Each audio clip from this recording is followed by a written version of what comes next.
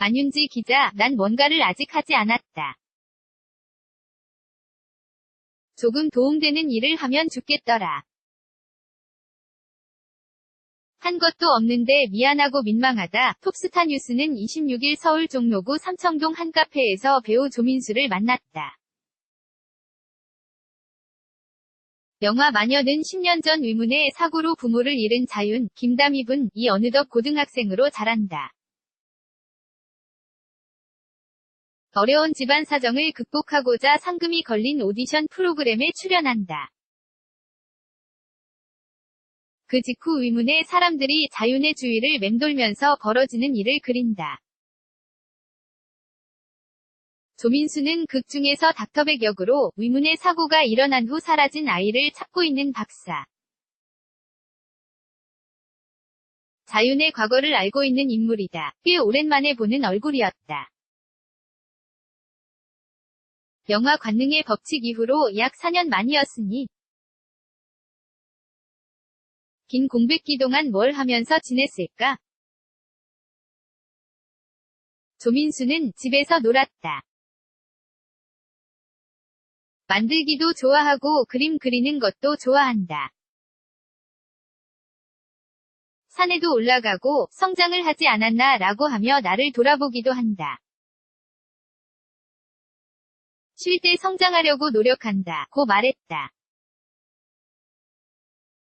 이어 그는 보통 쉴 때 많이 불안해한다. 나도 어렸을 때는 그랬을 것이다. 그런데 어느 순간 내가 너무 바보 같은 생활을 하는구나 라는 생각이 들었다. 선택되어야 하는 부분이 있다는 것은 불행하다. 내가 할 수 있는 것이 없으니 그냥 놀 수밖에 없다 고 말했다. 꽤나 긍정적이면서도 유연한 생각을 가지고 있었다. 조민수는 또 대부분 내 주변에선 말로만 그렇다고 생각한다. 하지만 나중엔 나보고 어떻게 그러냐고들 하더라. 그렇게 놀아야 카메라를 봤을 때 바로 어제와 같은 얼굴이 나올 수 있다 고 덧붙였다. 4년간의 공백기 중 문학의 블랙리스트 목록에 조민수의 이름이 들어갔던 사건도 있었다. 조민수는 지난 2015년 4월 발매된 가수 디아크의 빛 뮤직비디오에 출연해 블랙리스트 목록에 오른 것이다. 빛의 뮤직비디오는 모두를 가슴 아프게 만들었던 세월호 사건을 모티브로 만들어졌다. 일각에서는 이것 때문에 작품에 대한 제안을 받은 것이 아니냐는 걱정과 우려의 반응이 있었다. 이에 조민수는 나는 잘 모른다. 하지만 세월호 사건은 어른들이 너무 잘못했다고 느꼈다. 하다 별꼴을 다 본다고 생각했고 화가 났다. 내가 그 부분, 정치에 대해 잘 아는 것은 아니지만 아픈 아이들은 보였다. 때마침 세월호를 모티브로 한 뮤직비디오가 있다고 해서 출연했다 고 말아. 며 디아크의 빛 뮤직비디오에 출연하게 된 계기에 대해 설명했다. 이어 그는 문화는 뭔가 잘못된 상황을 다시 생각해보라는 의미를 담고 있다.